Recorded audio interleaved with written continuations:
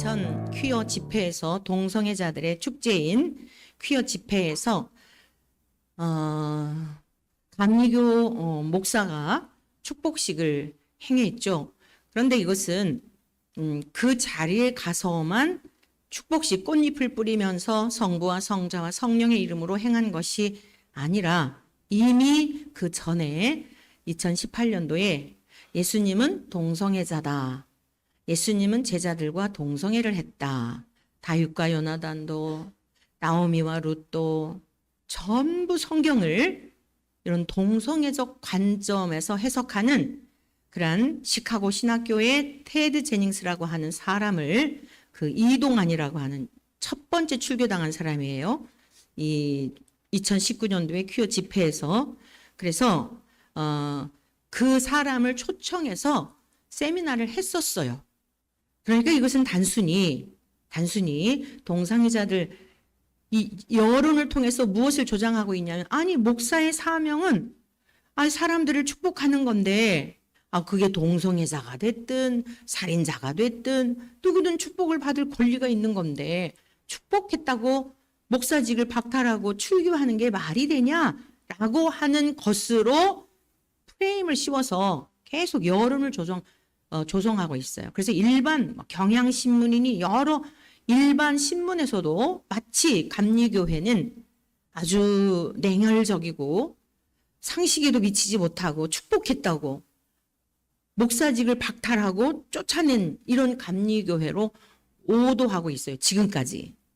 그러나 그 저변에는 뭐예요? 성경을 완전히 왜곡하는, 완전히 반성경적인 성삼위 하나님을 모독하는 이런 저변의 뿌리를 갖고 있는 거예요.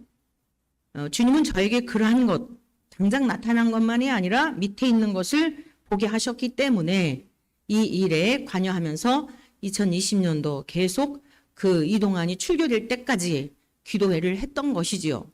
자, 그래서 이 한 사람이 결국 출교를 당했어요.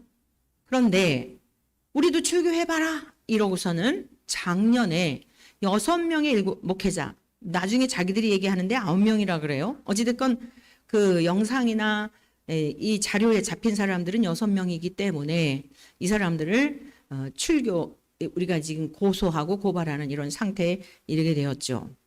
그래서 결국 4명이 출교를 당했어요. 2명은 아직 소송 중이에요. 그러니까 5명이 출교를 당했는데 이동환이 그리고 또 다른 이제 전직 목사 어떤 사람이 세상 법정에 가서 소송을 하고 있고 또 한 사람은 항소를 했어요. 그래서 지난주에 첫 총특제, 이젠 최종심이에요. 여기서 끝나는 거예요. 그래서 여기에 지금 지난주에 그 재판이 열렸었는데, 재판을 하려고 했는데 난동을 부리고, 그리고 막 이 사람들은 또 일반인들까지, 동성애자들 이런 사람들, 시민단체 이런 사람들을 또 같이 함께 협력을 하죠. 민변 11명의 민변이 지금 변호하고 있거든요. 그리고 일반인 목회자 해가지고 40여 명이 뒤에서 바치고 있어요. 이래가지고서는 지난주에 월요일에 있었던 이게 파행이 됐다 그래요. 장소를 바꾸는 문제에 있어서 어쩌고 저쩌고 하다가 당사자는 막 밀치기를 하고 몸으로 그렇게 또 고발했던 목사님들은 그냥 그 고발했던 목사님 두서너 분이 가셨나 봐요. 욕설을 하고. 그러니까 이들은 다수가 와가지고 그러죠. 우리는 고발했던 목사님들 두서너 분 가셔가지고 그 봉변을 당하고. 그래서 저에게 연락이 왔어요. 그래서 이런 상황이어서 여러분, 이 세상 사람들은 여론을 되게 중요하게 여기잖아요. 우리 하나님의 사람들은 여론에 우리가 움직이는 게 아니에요. 엘리야 한 사람이 여러분 450대 1, 850대 1을 이겼어요. 우리는 그 믿음을 가지고 여기까지 온 줄로 믿습니다. 그런데 이제 이게 딱 보니까 막 다수가 이러고 하니까 좀 많이 그런 어떤 어려움이 있어서 그냥 그 자리에 그냥 이렇게 좀 와 주셔도 되지 않겠냐 하는데 그 자리에 가서 제가 뭐 하겠어요. 그래서 우리가 지금까지 해왔던 방법대로 기도해야 되겠다. 그리고 이 사람들의 공통적인 게 무엇인가 하면은요. 이 사람들의 공통점이 있어요. 차별금지법을 빨리 제정해야 된다라고 앞장서는 사람들이에요. 이상하죠? 그리고 현 정부가 들어설 때부터 탄핵을 주장했던 사람들이에요. 그리고 계엄이 선포되자마자 성명서를 발표하면서 탄핵시켜야 된다고.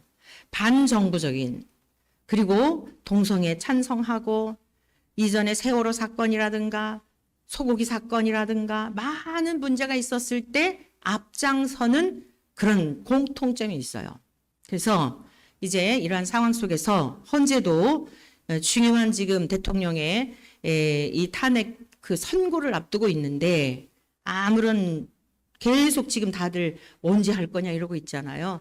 그래서 다 여러분들이 많은 분들이 나가서 정의와 공의에 대한 것들을 외치고 했기 때문에 조용히 그냥 지나갈까 했지만 마음에 한켠 부담은 있었어요. 그래서 공교롭게도 이 사람들이 전부 같은 그러한 입장이고 그러하기 때문에 또 판결에 대한 것을 앞두고 있기 때문에 총특제 재판위원들도 여론이나 사람들 눈치 살피지 말고 교리와 장정대로 법대로 판결할 것을 촉구하고 헌재 재판위원들에게도 성경적인 관점에서 어떻게 판결해야 될지에 대한 것을 목사로서 하나님이 주시는 말씀대로 지금까지 살아왔던 대로 외치려고 하니까 가능한 여러분들이 시간이 되시는 분들은 또 그날 예배가 있는 날이니까 참여해 주시기를 바라고 도저히 올 수 없는 분은 정한 시간에 교회에 오셔서 도저히 교회까지 올 수 없는 분은 그 시간 기억하고 여러분들이 함께 기도해 주시기를 바랍니다. 재판은 그날 재판이 열려요. 11시에 열리는데 우리는 10시부터 그곳에서 기도회를 하려고 하니 국가적으로나 감리교회적으로 굉장히 중요한 시점이에요. 그래서 여러분들이 함께 중보해 주시기를 부탁을 드립니다. 말씀 듣기 전 잠시 기도하겠습니다. 하나님 아버지, 참으로 어지러운 때에 그리고 많은 사람들을 혼미케 하고 무엇이 바른 길인지 의로운 길인지 심지어 목회자들조차도 주님, 하나님이 원하시는 것이 무엇인지를 알지 못하여 방황하고 있는 이때에 저희들을 주님의 귀한 손으로 불러 모아 주시어서 마음을 정돈하여 하나님 앞에 예배 드릴 수 있는 은혜를 주셨으니 감사합니다. 우리의 모든 무거운 짐, 복잡한 마음, 우리들의 생각도 다 주님께 올려드립니다. 이 시간 진리의 성령님께서 말씀하여 주옵소서. 말씀을 통하여 위로받기를 원합니다. 말씀을 통하여 새 힘을 얻기를 원합니다. 말씀 속에 임재하시는 하나님을 뵙기를 원합니다. 그리고 그 힘과 능력을 가지고 나 자신을 이기고 세상을 이기고 죄악을 이기고 끝까지 주님의 나라에 이를 때까지 승리할 수 있도록 이 시간 성령으로 역사하여 주시옵소서. 하나님의 귀한 백성들의 마음의 문을 열어주시고 하나님의 말씀을 들을 귀를 열어주시고 깨달을 수 있는 옥토밭이 되도록 성령님 역사하여 주옵소서. 우리 구주 예수 그리스도의 이름으로 기도드립니다. 아멘. 할렐루야. 본문의 말씀을 준비하면서 매우 큰 은혜를 저는 경험하였습니다. 오늘 여러분 모두에게도 동일한 감격과 감동과 확신과 그리스도 안에서 하나님 우리에게 부어주시는 확증의 시간이 되시기를 축원합니다. 사랑하는 성도 여러분, 하나님은 완전하시고 선하신 분임을 믿습니까? 하나님은 성품 자체가 완전하세요. 조금도 빈틈이 없습니다. 사람들을 향하여 성향에 대해 이런 평가를 하잖아요. 아무개는 굉장히 완벽주의야. 아무개는 굉장히 성격이 강박증적일 정도로 굉장히 아주 그냥 완벽한 것을 추구해 라고 할지라도 그런 평가를 받을지라도 완벽한 인간은 세상에 아무도 없습니다. 동의하십니까? 그러나 누가 창조한 신이 아니고 스스로 존재하시는 이 세상의 존재의 근원이신 하나님은 완전하시고 그러하기 때문에 계획하심도 완전하시고 그 계획하심을 따라 성취하신 모든 역사도 완전하시다는 사실입니다. 할렐루야. 우리는 그 하나님 아버지 앞에 나와 경외심을 표하며 하나님께 감사하며 그 하나님을 나의 아버지로 믿을 수 있는 영광을 주신 하나님 앞에 오늘 감격하며 예배를 드리는 줄로 믿습니다. 그 하나님이 나의 아버지라는 사실 앞에 너무도 감사하여 오늘 저와 여러분들은 우리가 무엇이길래 하나님을 아버지라 부르며 그 영광스러운 자녀로서의 삶을 살게 하시는지 참으로 감사합니다. 라고 하는 이 믿음으로 하나님 앞에 예배를 드릴 때에 하나님께서는 기뻐 흠양하시고 하나님이 성자 예수님을 보내주시어서 우리에게 그 은혜를 베푸신 하나님께서는 우리의 예배를 바라보시며 내가 정말 잘했다. 너희들을 위해 내 아들 독자 성자를 죽기까지 너희들을 향하여 사랑한 그 사랑이 헛되지 않았구나 라고 하며 성부 하나님이 성자 하나님이 그리고 지금 우리 가운데 함께 하시는 성령님께서 기뻐하시며 이 예배를 받으시는 줄로 믿습니다. 자, 그런데 이렇게 완전하신 하나님이 완전한 계획하심 속에 세상과 사람을 완벽하게 창조하셨으나 이 하나님을 믿지 못하고 오늘 이 시대를 살아가는 우리들처럼 그러니까 여러분들은 첫사람 아담이 선악과 열매를 따먹은 것에 대하여 객관화하여 아유 왜 그걸 따먹어서 오늘 우리 모두가 죄인이 되게 하였지? 라고 하는 이 생각을 여러분은 바꾸셔야 돼요. 첫사람 아담이 하나님을 불신한 것은 오늘 이 시대를 살아가는 우리들 모두도 동일하게 부분적으로 하나님을 믿는 것 같지만 온전히 믿지 못하는 이런 연약함과 죄의 성향이 우리 안에 있다는 사실을 여러분 이 시간 인정할 수 있기를 바랍니다. 그래서 의인은 없나니 하나도 없는 거예요. 첫사람 아담을 탓할 것이 아니라 오늘 그 모든 사건에 대하여 완결하시고 진리의 말씀을 주셔서 예수님이 말씀하신 대로 오셨다가 말씀하신 대로 성령님을 보내주시고 그리고 오늘 우리 가운데 내주하시어서 이 기록된 말씀이 풍성하게 이 기록된 말씀이 쓰여져 있고 선포되고 들려지는 세상인데도 불구하고 에덴 동산에서 하나님을 불신했던 그 아담 이상으로 오늘 우리들도 하나님 앞에 불신하며 불순종하고 있지는 않습니까? 아담을 탓할 것이 아니라 그 아담이 곧 나라고 하는 사실을 인정할 때에 하나님께서 긍휼을 베푸시고 자비를 베푸시고 천국을 허락하여 주실 줄로 믿습니다. 첫사람 아담의 이 불신이 하나님을 신뢰하지 못하였던 이 불신과 결국 믿지 못하니까 순종하지 않는 거죠. 불순종한 결과 하나님의 온전하심과 같은 온전함을 상실한 것입니다. 첫사람 아담이 하나님이 완전한 사랑 덩어리이신 것과 같이 사랑 덩어리로 창조된 아담은 그 형상이 깨어져 버려서 그 이타적인 사랑, 너를 위해서 내가 다 주어도 아깝지 않은 그게 우리 주 예수님을 통해 보여주셨죠. 그러한 본래적 형상이 깨어지면서 모든 죄에 대하여 내가 끌어안는 이것이 예수님께서 우리에게 보이신 사랑이죠. 그런데 아담은 어떠했습니까? 하나님의 영역을 침범하고 난 다음에 하나님, 나 잘못 없어요. 하나님이 만들어주신 이 여자가 선악과 열매를 먹으라 하여 먹은 것뿐이에요. 나는 잘못이 없고 하나님이 창조해 주신 이 여자의 잘못 그리고 제가 언제 이 여자를 만들어 달라고 그랬습니까? 아니 하나님이 알아서 만들어 주신 거잖아요.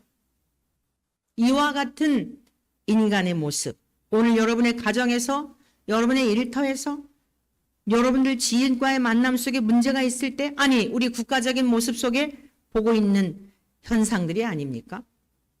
이것이 바로 죄가 들어온 다음에 우리 모두에게 쓴 뿌리가 있어서 그 뿌리가 계속 자라 조금 베고 나면 또 있다가 또 자라고 그래서 평강도 없고 기쁨도 없고 행복과 만족은 다 달아나고 오늘과 같이 가족이 같이 있어도 외롭고 결혼하면 행복할까 했는데 여전히 외롭고 그러한 상태가 된 것입니다. 그런데 하나님께서는 이와 같은 인간의 모든 상태를 미리 다 아시고 왜죠? 완벽하시고 완전하시고 미래를 다 알고 계신 분이기 때문에 이 세상을 창조하신 분이기 때문에 인간의 이 참담한 상황을 미리 다 아시고 성자 예수님을 보내주실 것에 대하여 계획하셨고 그 계획을 이루신 겁니다. 우리가 함께 봉독하였던 창세기 3장 21절의 말씀이 바로 그 약속의 말씀입니다. 여호와 하나님이 아담과 그 아내를 위하여 가죽옷을 지어 입히시니라. 왜 가죽옷을 지어 입히셨을까요? 가죽옷이 필요가 없었습니다. 범죄하기 전에 아담과 하와가 선악과 열매를 따먹기 전에는 벌거벗은 수치를 알지 못했습니다. 수치를 안다는 것은 죄가 들어왔다는 뜻입니다. 양심의 거리낌이 있다는 것은 문제가 있다는 뜻입니다. 무엇인가 넘지 말아야 할 선을 넘었다는 뜻입니다. 그리고 나니까 하나님이 만드신 에덴 동산에서, 그 기쁨의 동산에서, 만족과 기쁨과 행복만이 있었던 그 동산에서 하나님이 명하신 말씀을 불순종하여 선악과 열매를 따먹고 보니 보이지 않던 세계가 보여진 것입니다. 벌거벗은 수치, 상대방의 수치, 나의 수치가 보여지게 된 것입니다. 정죄하는 인간이 된 것입니다. 이것을 가려보기 위하여 열심히 무화과 잎으로 옷을 만들어 입었으나 하루 해에 그 해가 지고 나니까 쨍쨍 말라 비틀어 또 다시 수치가 드러난 것입니다. 이것은 영적으로 어떤 의미가 있는 것일까요? 모든 인간은 태어날 때부터 죄의 본성을 지니고 태어났기 때문에 죄책감이 있습니다. 죄의식이 있습니다. 죽음을 두려워하는 이유가 무엇 때문이라고요? 사망의 권세 잡은 자 마귀가 주는 생각 속에 두려움을 주기 때문입니다. 하나님이 우리를 창조하실 때 양심을 주셨기 때문에 그 양심이 우리를 찌르는 겁니다. 내가 살아온 삶을 보니 좋은 일을 한 것보다 죽음 앞에 이르러 보니 내가 했던 그 일들이 주마등처럼 스쳐 지나가며 죽은 다음에 영원한 지옥 불못에 던져질 것에 대한 양심이 찌르기 때문에 사람들은 죽기를 무서워하며 두려워하는 것입니다. 그러나 예수 그리스도로 말미암아 이 죄의 문제를 해결받은 사람은 그리스도 안에서 죽는 자는 복되도다. 죽음을 환영하는 것입니다. 아멘, 할렐루야. 주님, 제가 이 날을 기다렸습니다. 주님 뵙게 될 이 날, 나의 무거운 짐을 다, 인생의 무거운 짐을 벗어버리고 이제 주님 배울 날이 가까우니 할렐루야 찬송하며 해같이 빛나는 얼굴로 주님 나라에 죽음을 맞이할 수 있다 이 말씀이에요. 죽음을 통하여 주님 나라에 입성하게 되는 그 날을 소망하며 살게 되는 성도들은 죽음 앞에 서야말로 진정 승리자의 모습으로 주님을 찬송하며 주 앞에 가게 될 줄로 믿습니다. 여호와 하나님이 아담과 그 아내를 위하여 가죽옷을 지어 입히셨다. 이것은 방향을 이렇게 예표하고 있는 겁니다. 너희들의 부끄러움과 수치에 대하여, 너희가 지은 죄에 대하여 해결해 보려고 하지만 되지 않지? 타자에 의하여 해결해 주시는, 이것을 기독교는 종교에는 자력 종교와 타력 종교라고 이렇게 구분하기도 합니다. 자력 종교라 함은 자기의 스스로의 힘과 노력과 의지를 통하여 죄의 문제, 죽음의 문제를 해결해 보려는 것을 말하는 것입니다. 타력 종교란 내 힘으로가 아니라 가죽옷을 지어 입히신 것처럼, 타자에 의해서 내 수치를 가려 주신 것처럼 내 힘으로는 무화과 잎을 아무리 해 입어도 하루 해를 견디지 못하고 말라 비틀어지는, 이것은 일반 여러 종교의 종교적 행위를 말씀하고 있는 거예요. 그런데 반영구적인 가죽옷을 지어 입히셨을 때, 누군가 나의 수치를 가려줬을 때, 그 이틀이 되고 사흘이 되어도 이게 사라지지 않고 말라 비틀어지지 않는 영구한 것을 의미하고 있는데, 상징하고 있는데, 세상 죄를 지고 가는 하나님의 아들 예수님이 오셔서 우리의 죄와 허물을 가리워 주실 것에 대한 이러한 약속인 것입니다. 그래서 오늘 바울 사도는 감옥에서 찬송하리로다. 하나님 곧 우리 주 예수 그리스도의 아버지께서 하늘에 속한 모든 신령한 복을 우리에게 주시려고 하나님의 아들 예수님을 보내주신 것에 대한 이 은혜를 깨닫고 나니 감옥에서도 찬송할 수 있었던 것입니다. 이 창세기에 예언된 말씀, 가죽옷을 지어 입히신 것과 같이 우리의 죄에 대하여 해결해 주실 그 약속, 하나님이 약속하신 바대로 성자 예수님이 이 땅에 오시어 나의 죄와 허물을 위해 죽으시고 살아나시고 내가 그분을 믿어 죽는다 할지라도 다시 죽지 아니하는 영생과 부활에 참여하게 되는 것이 전 존재적으로, 머리로가 아니라 전 존재적으로, 전 인격적으로 믿어지게 되니 그게 하나님의 나라가 임한 것입니다. 하나님의 영이 내 안에서 눈을 열어 죽었던 나의 영을 깨우쳐 주시니 세계가 달리 보이는 것입니다. 원수와 같은 사람도 불쌍히 여기는 마음을 갖게 되는 것입니다. 그 사랑은 내 사랑이 아니라 내가 그리스도 앞에 원수였는데, 내가 죄인이었는데, 내가 주님을 알지도 못할 때, 예수라는 분이 누군지 알지 못할 때, 나는 예수쟁이들을 핍박한 자였는데 나를 용서하시고 미리 용납하시고, 아니 그런데 그것이 지금 이 시대만이 아니라 창세전부터 하나님이 계획하신 일이었네? 이것을 깨닫게 된 것입니다. 할렐루야. 아니 이 세상이 창조되기 전부터 예수 그리스도 안에서 나를 택하셨네? 여러분 이게 얼마나 감격스러울까요? 제가 여러분에게 서두에 고백드렸잖아요. 이 말씀을 준비하면서 그 감동이 저희에게도 동일하게 부어져서 너무너무 감격스러웠느라고. 오늘 첫 번째 이 바울 사도가 창세전에 그리스도 안에서 계획하시고 성취하신 이 일에 대한 것 구체적으로 어떤 깨달음이었을까요? 첫 번째, 구별됨에 대한 것을 깨닫게 된 것입니다. 자, 본문 말씀 에베소서 1장 4절 말씀을 같이 보시겠습니다. 다 같이 한 목소리로 합독하십니다. 시작. 곧 사랑 안에서 그 앞에 거룩하고 흠이 없게 하시려고, 곧 창세전에, 그러니까 세상이 창조되기 전부터 천사들을 창조하고 세상을 창조하고 인간을 창조하고, 이 하나님의 사역이죠. 이러한 것들을 하시기 전부터 하나님은 무엇을 먼저 계획하셨느냐? 아담을 창조하기 전부터 예수 그리스도를 이 세상에 보내실 것을 계획하셨다는 거예요. 믿습니까?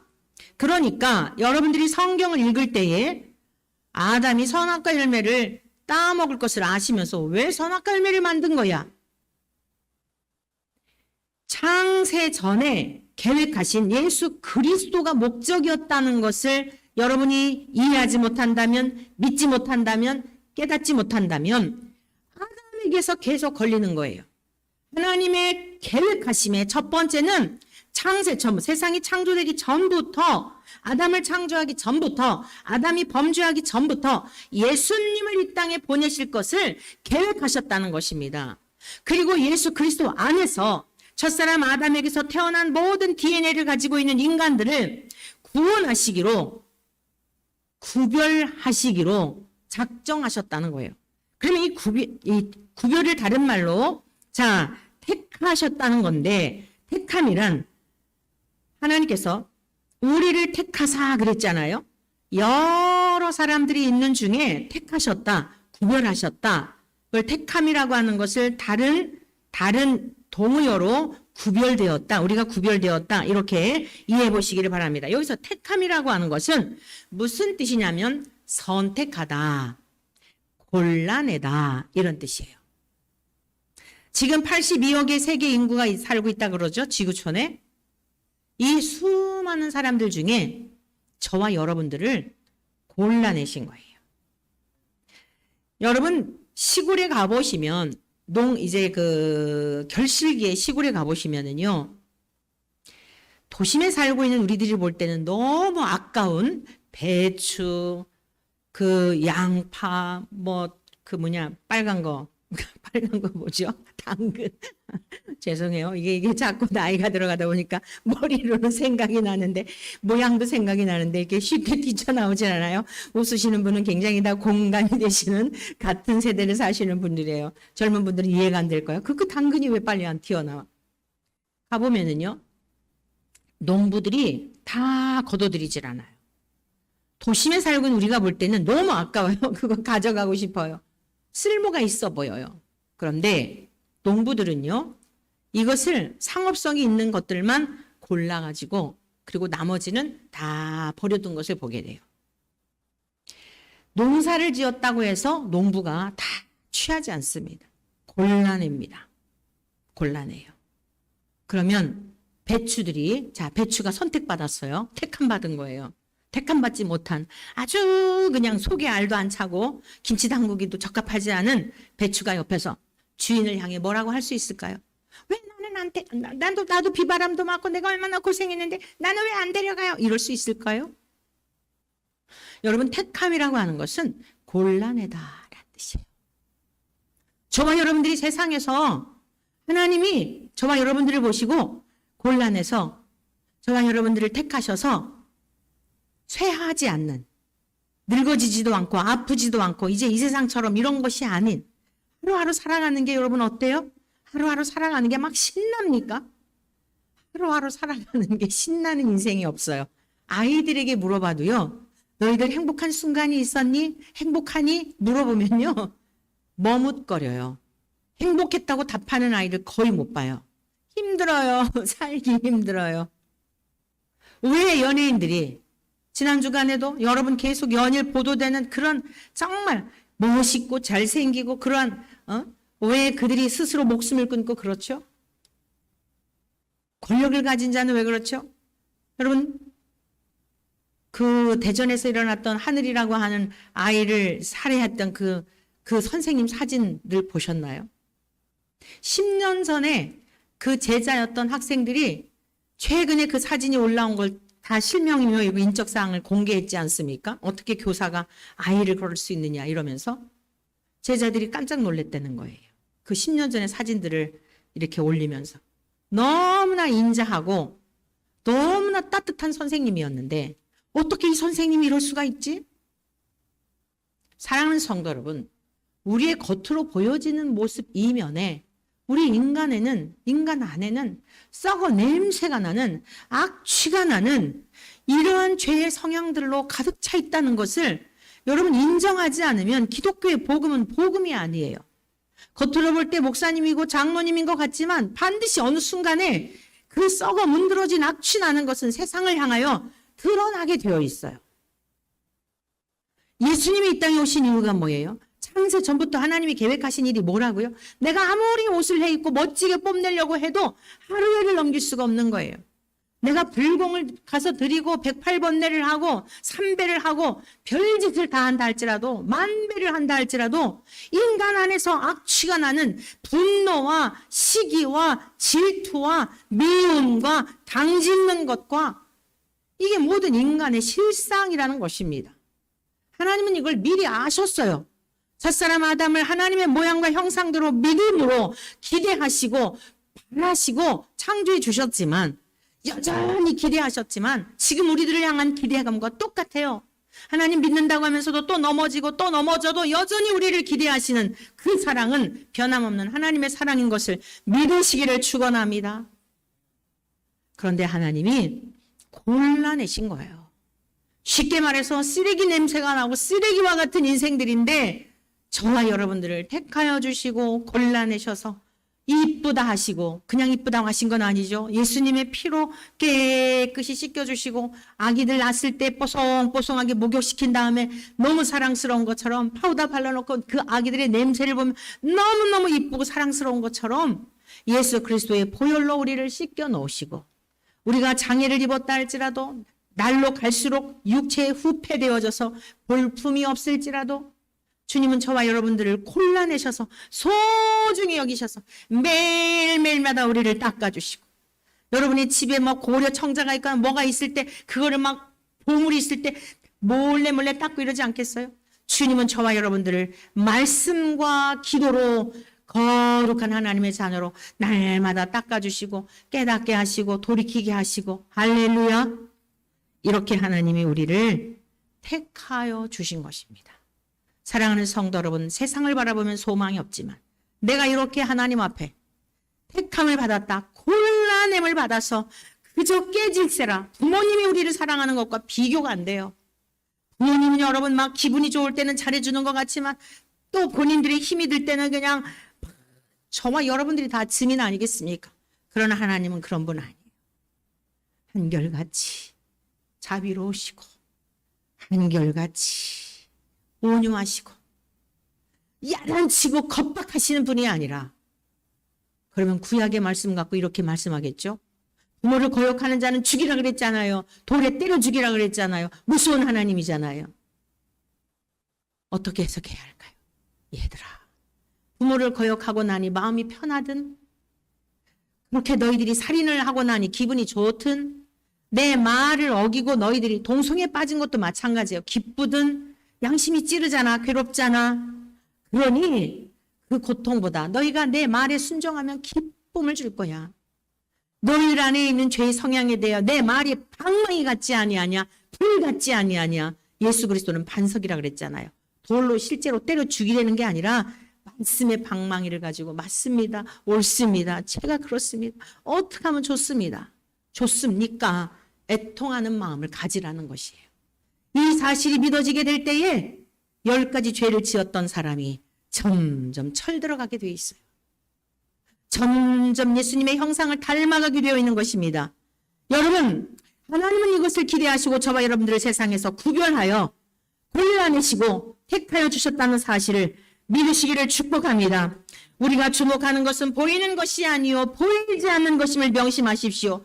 보이는 것은 잠깐이나 보이지 않는 것은 영원한 것임을 여러분 믿으심으로 그 영원한 나라를 소망하며 더럽고 누추한 우리의 죄의 성향에 대하여 십자가의 못을 박는 복된 성도들이 되시기를 축원합니다. 그 영원한 영광을 주시기 위해 우리를 구별하셨다는 이 사실을 믿음으로 잠시 잠깐 이 땅에서 힘들고 어렵고 또 가정에서도 그냥 서로 자기의 의 때문에 부딪히는 일이 있지만 여러분 3일 후에 주님이 살아나셨지. 여러분이 약오르고 억울한 것 같지만 여러분을 십자가로 끌고 갈 때에 여러분의 가정에 하늘로부터 내려주시는 부활의 그 기쁨이 넘쳐나게 될 줄로 믿습니다. 죽음 너머의 천국이 아니라 이 땅에서도 여러분의 심중이 여러분의 가정이 천국이 되시기를 축복합니다. 두 번째, 창세전에 그리스도 안에서 계획하신 일은 무엇인가? 예정하셨다는 것입니다.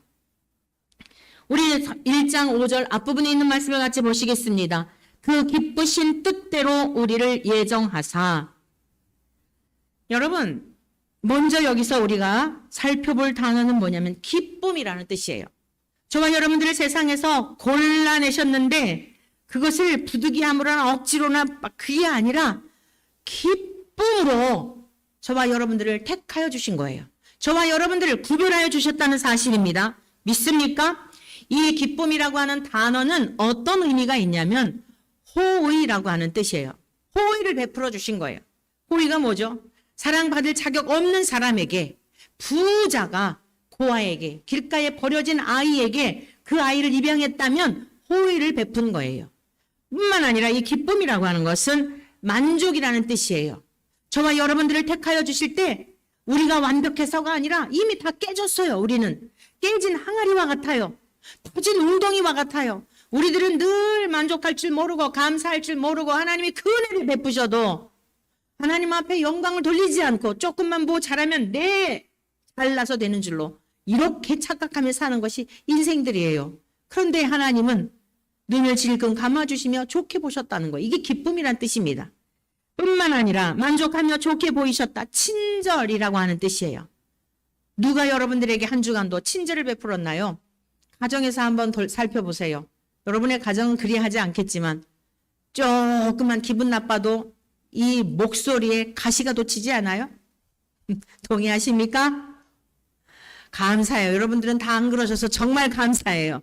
예? 밖에서 조금만 기분 나쁜 일이 있으면 영문도 모르는 가정에 있는 사람들은 황당한 거예요. 목소리가 가시가 돋쳐가지고 얼굴 빛이, 눈빛이 레이저가 막 쏴지는 거예요. 감사해요. 여러분들은 절대 안 그러시리라 믿어요. 근데 저도 그럴 때가 있어요. 그런데 그런 데는 반드시 이유가 있는 거죠. 어떤 이유가 있는 거예요. 밖에서 무슨 마음 상하는 일이 있었든지 말로 다 표현할 수는 없지만 내 마음에 어떤 근심스러운 일이 있든지 그럴 때 어때요? 도끼가 품어서 나간다고요. 가시 돋친 이야기가 나간다고요. 그런데 우리 주님은 그리하시지 않아요. 왜?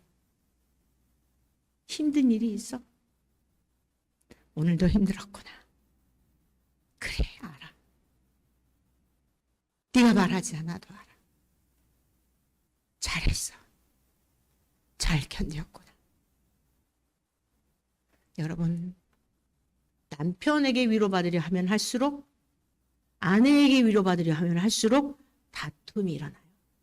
왜요? 아, 당신 왜 이렇게 목소리가 왜 그래? 좋은 말이 나가겠어요? 지금 무엇인가 마음에 상한 어떤 일이 있는데, 그러니까 쓸데없는 그 원래 마음 상한 거를 알아주지 못하는 그 상대방에게 말도 하지 않으면서 이게 자꾸만 이게 빗나가게 되니까 다툼이 일어나게 되고 밖에서 일어나는 어떤 일, 어떤 상황 때문에 일어난 일 때문에 마음이 힘들었는데 그것과는 상관없이 엉뚱한 싸움이 일어나니까 여러분 가정에서 그 자녀들이 자라고 있다면 어떨까요? 그 부모님들이 다투는 모습을 보며 표정을 보며 언성이 높아가는 것을 보며 그 사이에 살고 있는 아이들은 어떻겠냐 말이에요. 그 대전에서 일어난 그 교사의 살인 사건에 대하여 그렇게 얘기가 써 있더라고요. 가정 불화. 아무런 얼굴에 표정이 없는 무표정한 얼굴. 다 인생을 포기한 듯한. 죽이려면 죽이고 뭐 사형을 시키려면 시키고 그 표정에서 많은 이야기를 하고 있더라고요. 가정 불화. 그리고 마음의 분노. 자기가 죽으려고 했는데 나 혼자 죽기 약올라서. 여러분 이게 모든 인간들 안에 어떤 상황과 환경만 조성이 되면 예수 그리스도의 생명으로 예수 그리스도의 피로 죄사함 받고 예수님과 연합이 되어져 있지 않으면 어떤 상황에서도 일어날 수 있는 가능성이 있는 것을 여러분들은 기억하셔야 합니다. 인정하십니까? 그래서 우리들은 더 주님 앞에 정말 영적 긴장감을 가지고 우리 자신이나 우리의 가족이나 우리의 지인이나 우리의 후세대들 중에 살인자가 나타나지 않도록 악한 일에 앞장서는 자들이 나타나지 않도록 사기치고 거짓말쟁이들이 나타나지 않도록 저와 여러분들이 먼저 하나님의 말씀대로 순종하며 진실하게 살아가게 될 때 그 거룩한 강물이 가정을 덮고 이 사회를 덮고 대한민국을 새롭게 할 줄로 믿습니다. 모두 다 정죄하는 것은 다 하는 일이에요. 어떻게 교사가 그럴 수 있어? 어떻게 교사가 저래? 이건 누구나 할 수 있는 일이에요. 그리스도인들은 어떻게 교사가 그래가 아니라 그런 일을 보면서 야 진짜 무섭다. 교사가 되어서 그 사명의 길을 갔을 때는 분명히 선한 의도를 가지고 아이들이 좋아서 갔을 텐데 제자들이 증언하기를 10년 전만 해도 그렇지 않았다고 하는데 와 무섭다. 정말 나의 삶을 돌아보고 내 자녀들을 돌아보고 여러분의 손주들을 돌아보고 그 아이들 속에 있는 상처가 돼 있고 아직도 치유가 되지 않아서 자꾸가 가시가 돋고 있는 이런 것들이 있는 것은 아닌지를 돌아보며 여러분 하나님 앞에 깨어서 경성하여 기도하지 않으면 누구의 집안에라도 일어날 수 있는 일인 것을 기억하셔야 돼요. 오늘 이 사회가 얼마나 정죄하고 참소하고 판단하고 다 자기들은 의로워서 명심하세요.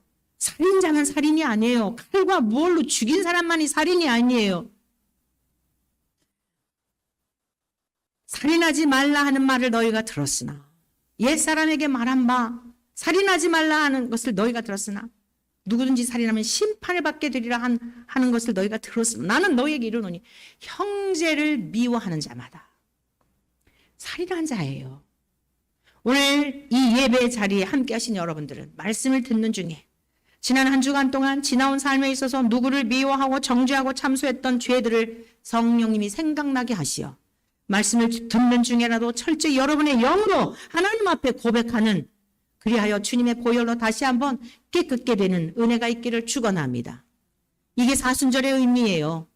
검정 옷을 입고 경건한 척하고 다시 또 돌아가는 사순절 끝난 다음 부활절 끝난 다음 이제 신났다 이게 아니라 오늘 말씀을 듣는 중에 말씀으로 우리를 깨끗게 하시는 거라니까요. 목욕하는 시간이에요. 그냥 들음으로 끝나는 게 아니라 나는 어떠했는가. 정말 총과 칼만 옆에 있었다면 나도 그럴 수 있었을 텐데 극한 분노가 있었고 미움이 있었고 여러분의 가정에서 직장에서 겉으로 볼 때는 멀쩡한데 그리하였다면 살인자였다는 것이에요. 그런데 누구든지 죄를 자백하고 주께로 돌아오면 주는 미쁘시고 성실하시다 말씀입니다. 약속한 말씀을 지키신다는 거예요. 동이 서에서 먼 것 같이 너의 죄과를 옮기시겠다고 약속하셨어요. 주님의 이 약속의 말씀을 믿으시기를 축복합니다. 오라. 누구든지 목마르거든 내게로 오라. 돈 없는 자도 값없이 와서 나에게서 마시라. 예수 그리스도의 보혈로 사서 마시기를 축복합니다. 그리고 우리의 모든 죄에 대하여 미움과 분노와 형제에게 나가라 하는 자. 여러분 이게 욕이에요. 나가라네. 미련한 놈이라 하는 자 지옥불에 들어간다고 하였어요. 우리는 그리스도인으로서 하나님의 말씀이 중심이 되어 행위로 나타난 그러한 것들에 대하여서만 판단할 것이 아니라 그 모습들을 보며 거울을 삼아서 나는 어떠한가? 심중이라도 죄를 짓지는 않았는가? 생각 속이라도 미워하지는 않았는가? 생각날 때마다 주님 앞에, 그것이 여러분의 직장이든 길을 가는 시간이든 전철을 타고 가든 운전 중에 있다 할지라도 생각날 때마다 하나님 앞에 고백함으로 말미암아 악한 원수 마귀가 여러분을 끌고 다니지 못하도록, 그 생각을 떨쳐버리지 않으면, 회개하지 않으면, 가룟 유다에게 예수를 팔려는 생각을 주었잖아요. 그 생각을 그 생각을 덥석 받았더니 예수님을 파는 살인자가 되었지 않습니까? 인류의 역사에 너는 나지 않은 것이 좋을 뻔하였다라고 하는 저주받은 인생이 되지 않았습니까? 우리에게도 가룟 유다성이 있음을 명심하십시오. 매 순간마다 마귀가 주는 생각을 내 마음에 받아들일 것이 아니라 있는 그 자리에서 주님, 이게 제 모습입니다. 도와주십시오. 이게 심령이 가난한 거예요. 나의 힘으로는 소망이 없습니다. 주님, 깨끗게 하여 주옵소서. 예수 그리스도의 십자가의 보혈은 2000년 전에 끝난 것이 아니라 지금 이 시대에도 다시 저에게 필요하오니 주님 십자가 앞에 엎드리오니 저의 이 생각을, 저의 이 마음을, 정말 이 악독한 마음을, 저도 정말 싫습니다. 제발 이 쓴 뿌리를 성령의 불로 태워주시고 예수님의 보혈로 깨끗게 해주셔서 진짜 예수쟁이답게, 예수님과 연합이 된 그리스도인답게 이 명찰이 부끄럽지 않게, 우리가 의의 옷을 입혀주신 그 은혜가 부끄럽지 않도록 겉이나 속이 똑같은 그리스도인이 되게 하여 주시옵시오. 할렐루야. 우리 모두에게 귀한 은혜가 있기를 축복합니다. 예정이라고 하는 것은 미리 결정하다라는 뜻입니다. 오늘날 이 예정론에 대하여 무엇인가 신학적으로도 좀 재해석이 있어야 되지 않나라는 것이 제 입장입니다. 이 장로교에서는 장로교와 감리교가 뭐가 다릅니까? 이런 질문들을 하는데, 예정이라고 하는 장로교의 예정론에 대하여 구원받을 자가 미리 정해져 있다는 것입니다. 그래서 구원받을 자와 구원받지 못할 자가 미리 정해져 있기 때문에 아무리 열심히 믿어도 하나님이 택하지 않은 사람은 종국에 가서 천국에 가지 못하고, 아무리 안 믿어도 하나님이 택하셨다고 한다면 이후에 그가 구원을 받게 될 거다. 맞는 것 같지만 여러분, 우리가 하나님의 성품을 알 필요가 있는 이유가 뭐냐? 그걸 조직신학이라고 하는데요. 신학을 또 공부해야 하는 이유가 또 그런 데도 있어요. 하나님의 성품은 어떤 분이죠? 공의로우신 분이에요. 누구에게나 공의, 공평이라고 하는 것은 누구에게나 편벽되면 안 되거든요. 근데 미리 다 이렇게 정해놓으셨다. 물론 구원은 하나님의 주권인 건 틀림없어요.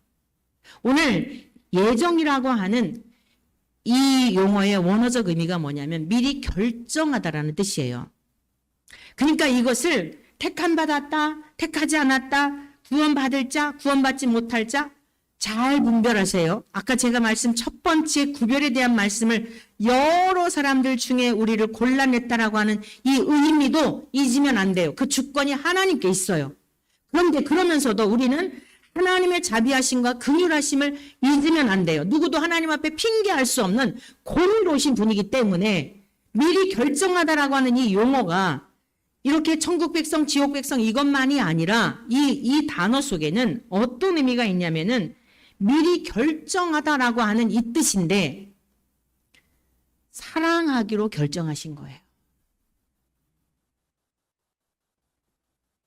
볼품없는 우리들을, 죄악투성이인 우리들을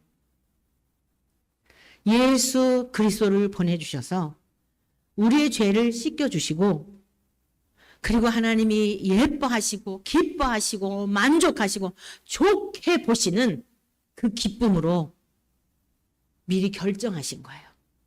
그래서 하나님은 신실하신 분이기 때문에 본인이 본인의 자존심을 위해서라도 우리가 예수님을 믿는다고 하면서 넘어지기도 하고 정말 내가 생각해도 낯이 뜨뜻하고 야 정말 이게 내가 목사가 맞나 이럴지라도 하나님이 이 세상이 창조되기 전부터 예수님을 보내주시어 그 예수님을 믿는 자들에게, 영접하는 자, 곧 그 이름을 믿는 자들에게 우리가 한 일이라는 건 뭐예요? 믿은 거밖에 없어요. 근데 그 믿음도 나에게서 났을까요? 하나님께서 부어주신 거예요. 미리 결정하신 것은 사랑하시기로 결정하시고 용서하시기로 결정하셨다는 뜻입니다. 믿습니까?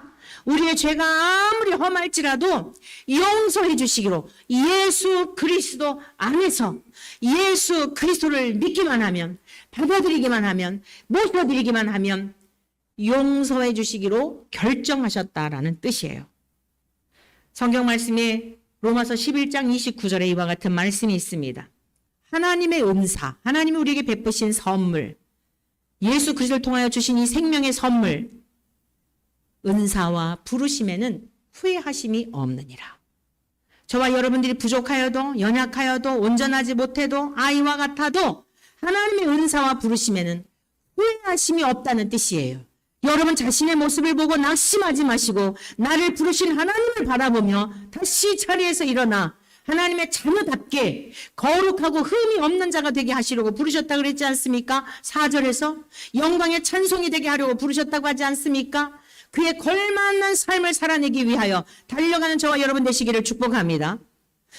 여러분들이 혼란스러운 부분에 대한 것을 이해를 돕기 위하여, 이 예정에 대한 것을 이해를 돕기 위하여 마태복음 11장을 찾아보시겠습니다. 마태복음 11장을 한번 가보십시다. 마태복음 11장 11절부터 12절 말씀을 제가 읽고 설명하여 드리겠습니다. 내가 진실로 너희에게 말하노니 여자가 낳은 자 중에 세례 요한보다 큰 이가 일어남이 없도다. 그러나 천국에서는 극히 작은 자라도 그보다 크니라. 여러분 세례 요한은 누구입니까? 예수님보다 6개월 먼저 태어난 이종 사촌 지간입니다. 그는 태에서부터 예수님을 알아보았습니다. 어머니 엘리사벳의 태중에 있을 때 처녀인 마리아가 임신을 하고 나서 믿어지지 않았어요. 남자를 가까이 하지 않았는데 내가 임신을 했다고? 그런데 가브리엘 천사가 말합니다. 내 친족 중에 엘리사벳도 임신하였느니라. 나이가 많아서 여성의 생리가 다 끊어져 불임이었어요. 그런데 하나님께서 태의 문을 여셔서 있을 수 없는 마른 그 나뭇가지에 싹이 나듯이 엘리사벳이 임신을 한 겁니다. 그들은 의로운 사람이었어요. 사가랴와 엘리사벳은 당대 의로운 분들이었는데, 자, 그에게 생명이 잉태되었다는 소식을 듣고 가서 확증을 하기 위하여 마리아가 갔습니다. 6개월 먼저 태어났는데요. 마리아가 수태고지 임신했다는 그 소식을 천사로부터 듣고 갔더니 뱃속에서 막 뛰어노는 거예요. 세례 요한이. 그러니까 엘리사벳 어머니가 성령이 충만해가지고 막 찬가를 하잖아. 여자 중에 내가 복이 있도다면서 막 그 찬양을 해요. 하나님께 영광 올려드립니다. 그래서 이 세상에 태어난 모든 사람 중에, 그러니까 남성과 여성의 결합을 통해 태어난 여자 중에 그 생명 중에 요한보다 큰 이가 없다는 거예요. 하나님께서 세례 요한이 태어날 것도 구약의 선지자들 통해 예언되었거든요. 예언된 대로 온 거예요. 그 대단한 분이잖아요. 자, 그 다음 절 보겠습니다. 12절. 세례 요한의 때로부터 지금까지 천국은 침노를 당하나니, 천국이 뭐라고요? 침노를 당한다는 겁니다. 침노를 당하나니 침노하는 자는 빼앗느니라. 이 침노라는 단어의 의미가 뭐냐면요, 강제로 들어가다라는 뜻이에요. 세례 요한보다 이 세상에 더 여자 중에 낳은 자 중에 더한 이가 없는데 예수님 천국에 들어가는 사람은 세례 요한보다 크다는 거예요. 자, 그러면서 침노를 당한다는데 이 침노가 무슨 뜻이라고요? 강제로 들어가다. 그리고 이 뒷부분에 있는 말씀, 침노를 당하나니 침노하는 자는 빼앗느니라 그랬습니다. 이 빼앗다는 것은요, 잡다, 날치기 하다 이런 뜻이 있어요. 그러니까 하나님이 천국 백성, 지옥 백성 다 나뉘어져 있어. 그러니까 미리 나는 택함받지 않았으니까 안 믿어지는 거야 라고 할 수가 없다는 거예요. 우리가 볼 때에 하나님께서 저 사람 택했기 때문이야, 저 사람 택하지 않았기, 이건 우리가 몰라요. 누구도 죽을 때까지. 전도해야 할 이유가 어디에 있어요? 그 심판의 권한은 우리에게 있는 게 아니에요. 또한 안 믿어지는 사람들이 어떠해야 돼요? 제가 이 주일날 이제 광장 요 나가서 전도하잖아요. 거리에서 종종 외치는 말씀입니다. 여러분들은 기독교를 값싼 종교로 착각하지 마십시오. 우리가 지금 나와서 이렇게 하나님의 말씀을 전하는 것을 교회 자릿수 채우기 위한 포교 활동으로 착각하지 마십시오. 기독교는 값싼 종교가 아닙니다. 여러분들이 지금 거리에서 전하는 이 복음도 믿어지지 않고 들려지지 않을 때 여러분이 해야 할 일은 뭐냐? 식음을 전폐하고서라도 하나님 앞에 진짜 하나님이 계시고 나를 창조하신 분이라면 믿지 않는 것은 악한 일이요, 지옥 불못에 가는 겁니다. 하나님 믿을 수 있는 은혜를 달라고 여러분은 모든 식음을 전폐하고서라도 하나님 앞에 긍휼을 구해야 합니다 라고 복음을 전해요. 여기 같이 다니는 분들 증인이죠. 여러분, 기독교는 값싼 종교가 아니에요. 명심하십시오. 값싼 종교가 아닙니다. 천국은 하나님께서 모르는 척하고 사모하는 자에게 뺏겨주신다는 겁니다. 그 이후에 누구도 핑계할 수가 없는 거예요. 지옥에 간 사람이 나한테 택해 주셨잖아요 라고 말할 수 없다는 거예요.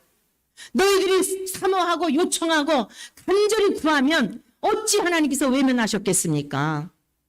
그러니까 이거를 잘 묵상을 하셔야 합니다. 천국을 하나님께서는 천국 백성, 지옥 백성 다 미리 정하였기 때문에 나는 뭐 안 택하지 않았으니까, 우리 자식도 뭐 부모님도 이러니까. 아니에요. 끝까지 그들의 생명이 닿을 때까지 천국을 빼앗겨 주신다고 눈을 감아주시고 저 좀 살려주세요 하는데 인자하신 하나님이 모른다 하시겠습니까? 누구도 변명할 수 없어요. 그래서 이 예정론에 대한 것을 정말 좀 더 다시 한번 정리할 필요가 있다. 우리는 모든 사람이 구원받기를 원하시는 것이 하나님의 뜻인 줄로 믿습니다. 베드로 사도도 증언을 했고 주님도 증언하셨어요. 어떤 이들과 같이 예수님이 하늘로 가셨는데 더딘 것은 모든 사람이 구원받기를 기다리셔서 문 닫으려고 하셨다가 조금만 참아보자, 조금만 참아보자. 그래서 2000년 세월이 흐른 것입니다. 믿습니까? 하나님을 신뢰하시기를 축복합니다. 자, 그러면 이렇게 창세전부터 하나님께서 우리에게 예수 그리스도 안에서 택하시고 우리에게 예정하시고 미리 다 결정하시고 그 목적이 뭐예요? 상속자가 되게 하시려는 거예요. 상속자. 하나님 나라를 유업으로 주시려는 것입니다. 믿으십니까? 사랑하는 성도 여러분, 예수 그리스도로 말미암아 우리 같이 본문 말씀 다시 한번 읽겠습니다. 6절 말씀 시작. 이는 그가 5절 말씀 읽겠습니다. 5절 말씀 시작. 그 기쁘신 뜻대로 우리를 예정하사 예수 그리스도로 말미암아 자기의 아들들이 되게 하셨으니. 여러분, 아들들이라고 하는 것은 여성들이 기분 나빠할 필요가 없어요. 상속자를 말하는 거예요. 다시 쇠하지도 아니하고 멸하지도 아니하고 병들지도 아니 영구한 하나님의 나라에 상속자가 되게 하시려고 세상이 창조되기 전부터 예수 그리스도를 보내주실 것을 계획하시고 저와 여러분들을 택하시고 하나님의 자녀 삼아주시고 지금도 그날을 기다리고 계시는 줄로 믿습니다. 그 주님의 얼굴과 얼굴을 마주대하며 보면 여러분의 지금 이 가족의 형태가 아니라 이제는 다 각각 믿음으로 각각 심은 대로 거두게 되는 영원한 천국에서의 그 상속자가 되게 하시려고 하나님이 우리를 창세 전부터 예수 그리스도 안에서 이 일을 계획하셨으니 너무 놀랍고 감격스럽고 그 하나만으로도 이 세상에서 감사하며 찬송하며 살아갈 이유가 있지 않습니까? 할렐루야. 여러분이 상속자에 대한 것 이전에도 설교했지만 좀 더 매우 중요한 말씀이기 때문에 다음에 좀 더 이어서 이 말씀과 함께 복된 생명의 말씀을 증거하도록 하겠습니다. 사랑하는 성도 여러분, 다시 한번 새 힘을 얻고 우리가 얼마나 소중한 존재가 되었는지 함부로 살지 마시고 허투루 살지 마시고 거룩한 자녀답게 권세 있게 살아내신 우리 모두 되시기를 주의 이름으로 축원합니다.